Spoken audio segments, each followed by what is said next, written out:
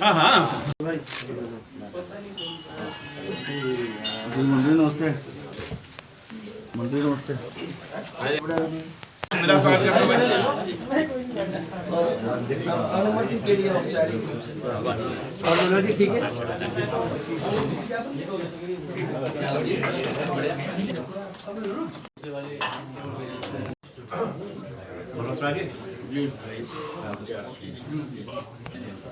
मनोज गिलास मंगा लो। गिलास है ना भाई आलो नहीं थोड़ा ज्यादा जगह दे दो, थोड़ा पीछे लगाओ। ना 1 मिनट, एक फोटो हो जाएगी फिर कर दो। हमें 1 मिनट फोटो जाओ। 1 मिनट, ये मार ले। 1 सेकंड भैया थोड़ा। मनोज कहाँ गया? मनोज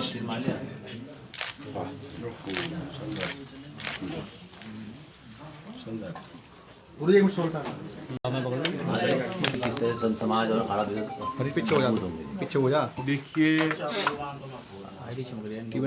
महाराज जी ने इस प्रकार से कोरोना काल के अंदर यहाँ पर बहुत तो संतों की नगरी है, बहुत संत यहाँ पर हैं, लेकिन जो काम आपने किया वो अनुकरणीय है।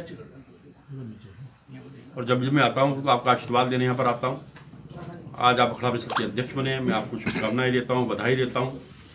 और मुझे पूरा भरोसा है कि आपका योगदान हमारे समाज को इसी प्रकार मिलता रहेगा। और जो हमारी संस्कृति के संवर्धन में जो संत समाज भाग कर रहे हैं, हमारी संस्कृति मजबूत होगी, उसके लिए मैं प्रणाम करने भी महाराज जी के यहाँ पर आया हूँ। तो आशीर्वाद मैंने यहाँ पर लिया।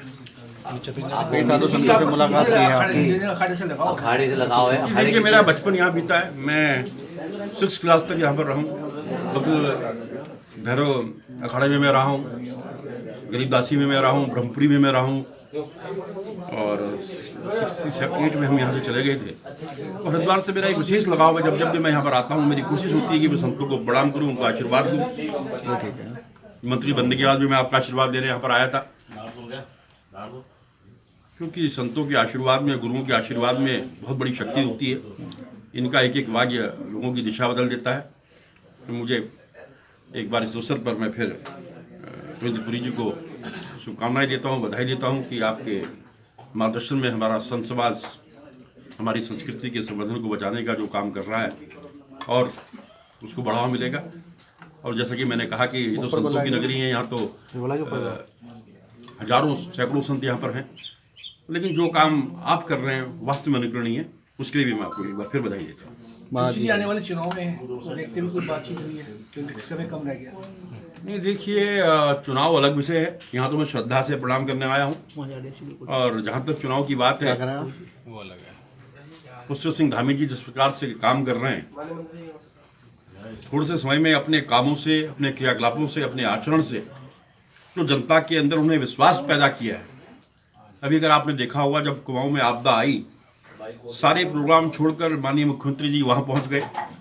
उनकी फील्ड की जिप्सी बह गई थी, उसके बावजूद ट्रैक्टर में चढ़कर लोगों के बीच में गए, उनके दर्द को कम करने का प्रयास किया, उनके कष्ट को बांटने का काम किया।